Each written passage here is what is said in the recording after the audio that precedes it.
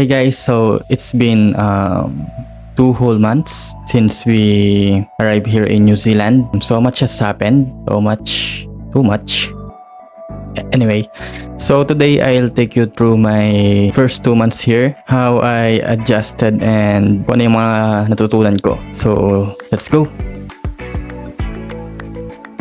Siguro the first three things na napansin ko when we arrive, yung dami ng mga tao, I guess. And siguro medyo nasanay ako sa crowded place, sa medyo maingay. And also when we arrive in Sydney, medyo maraming tao doon, tas medyo busy rin. So parang okay pa naman sa akin yun eh. Once na nakarating na kami doon sa may Auckland Airport, ayun, man, sobrang tahimik. Like that one scene sa Train to Busan. Ayun, parang ganon.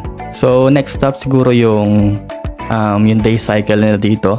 When we arrive in New Zealand, siguro mga 7 PM yata nun. Pero yung araw, pagtingin ko dun sa labas, parang 3 PM or 4 PM pa lang sa Pinas kapag sa atin. And kahit ngayon, kapag magabike ako tuwing hapon, na-amaze pa rin ako kasi it's past 8 PM na. Pero mataas pa rin yung araw. Siguro mapapansin mo lang na medyo madilim na kapag mga around 9 PM. Ayan, medyo dumidilim na yan. And finally, siguro yung climate. So before kayo pumunta rito, ang sabi ni Papa is summer dito. So in-expect namin na paglabas namin ng airport is mainit. So hindi muna kami lumabas kasi wala pa siya nun. Nung dumating kami mga around 8:30 or 9 PM na rin yata kami nakita-kita sa airport. So doon pa lang kami lumabas. And boy, paglabas pa lang namin ng airport, yung lamig tumatagos sa jacket ko. But eventually medyo nasasanay naman na kami sa climate dito. Pero masusubukan pa natin yan kasi hindi pa namin na-experience yung winter dito. Sabi nila, yun, mas malamig daw doon. So for the past 2 months, we've been in a lot of different places here in Tauranga. Na-featured ko din naman yun sa mga vlogs natin before. So kung gusto niyo i-visit yun, may playlist naman sa taas or pwede nyo rin i-visit yung channel natin kung gusto nyo. And pwede rin kayo mag-subscribe kung gusto nyo. So maybe ngayon, i-judge na lang muna natin or i-rank natin yung mga places na napunta natin one by one. So for our rank number 6, ayan yung McLaren Falls. So napinuntahan namin siya last week, last Saturday. And honestly, maganda yung place niya, malawak, and maraming pwedeng gawing recreational activities. There's a river yata yun, or I don't know, pero parang meron din kasing dam doon, so mataas yung tubig. And madami kami nakitang mga nagkakayak and may mga nagmamarathon din. So yeah, magandang place. Although medyo awkward siya pagdating namin dun sa may falls kasi actually meron kasing marathon doon, so may naka-standby na parang tour guide per station. So merong tour guide doon, so nagtanong muna kami. And then the tour guide, tinuro niya yung parang wabagsak na tubig doon. Medyo awkward siya kasi I guess medyo nag-expect ako ng more, but sabihin ko yung reason mamaya. Pero maganda pa rin talaga yung place niya kasi may mga pwede ka pa naman puntahan doon. Meron sila din tinatawag na mga glowworms, pero di namin inabutan na umiilaw yung mga yan kasi pag mga padilim pa lang daw yun. And tulad yan ang sabi ko kanina, mga 9 PM pa yung pagdilim dito. But there's also may visit kaming animal farm doon. And madami silang klase ng mga farm animals and mamabait. Doon na-experience na mag-hand feed ng mga hayop. Like, there's goats, reindeers. And also, that's my first time seeing a reindeer. So, great experience talaga siya. So next sa ating listahan, medyo bias ako dito kasi ito yung naging parang always tambayan kapag nagbabike ako pag sa hapon. This is the Ferguson Park. Medyo malapit lang naman kasi siya dito, so lagi ko siya pinupuntahan. It's a great place. There's a great beach and madami ding activities na pwedeng gawin. I think every Saturday merong laro ng cricket doon. Either cricket or baseball or football. Ayan yung mga laro kasi nila dito eh. Okay, for our rank number 4, this is the Yaton Park. So it is located in Tauranga South. Siguro dito yung medyo nagulat ako kasi medyo nasanay ako sa term natin sa Pinas na kapag tinawag mong park, meron lang mga playground, may mga duyan-duyan and fountain and stuff. But boy, pagdating namin dun sa area, sobrang lawak. And dito kasi sa New Zealand, medyo hindi siya crowded. So, may enjoy mo talaga yung peace kapag pumupunta ka sa mga parks. And yung isa pa sa nagustuhan ko sa Yaton Park is that meron silang collection of native exotic trees. And according sa brochure nila, so yung mga puno na itinanim pa since 1866. So sobrang tagal na talaga. Kaya yung mga puno doon, sobrang laki na nila. So they are competing each other in terms of height. And sabi din na yung mga trees na nandoon, yung mga native trees na nandoon is those are the trees that among the tallest of their species dito sa New Zealand. So talagang ang laki talaga.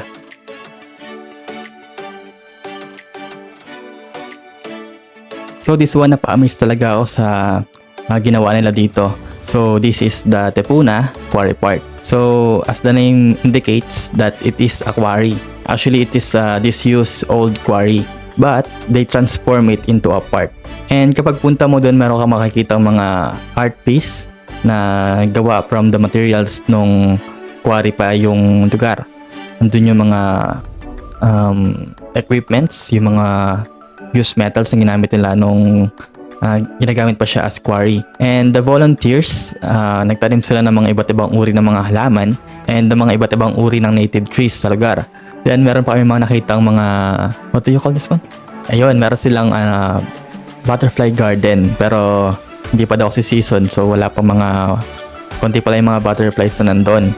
Then meron silang flower garden doon na iba't ibang uri din ng mga flowers yun nandun, iba't ibang mga kulay. So ang ganda. And ang sarap kumuha ng mga pictures doon. Siguro yung pinaka nagustuhan ko doon is yung way nila na paglagay ng mga benches. Kasi ganun talaga yung type ko na mga location ng mga benches, ng mga upuan, yung makakapag-relax ka pero at the same time, pagtingin mo sa baba, andun yung bangin.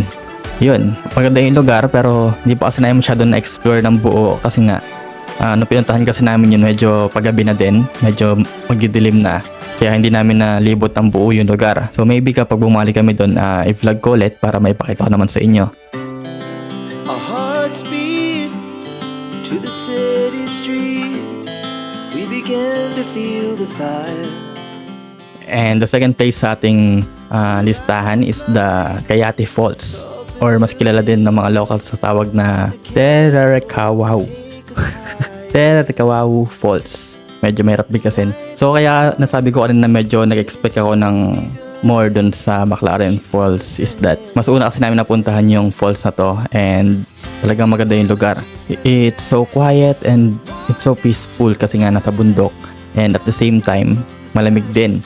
I think meron siyang mga several pathways kung paano siya pupuntahan. The one that we took, I think umikot kami kasi yung paglabas namin doon is ando kami sa may base nung lugar, nasa pinakaibaba. Kaya yung nakita namin doon is yung isang falls na malaki. There's 15 meters na falls na nandun. So doon pa lang na-amaze na ako. But then as we went further up, doon namin nakita na meron pa pala doon sa taas. Meron pang mga falls. Yep, sinabi ko mga. Kasi dun sa taas meron siyang tatlong magkakasunod na mga falls. And sabi din naman nila pwede naman daw maligo dun basta wag lang yung kakaulan kasi contaminated pa yung water kapag ganun. So hayaan daw munang lumipas para medyo ma-wash away yung contaminated na mga tubig.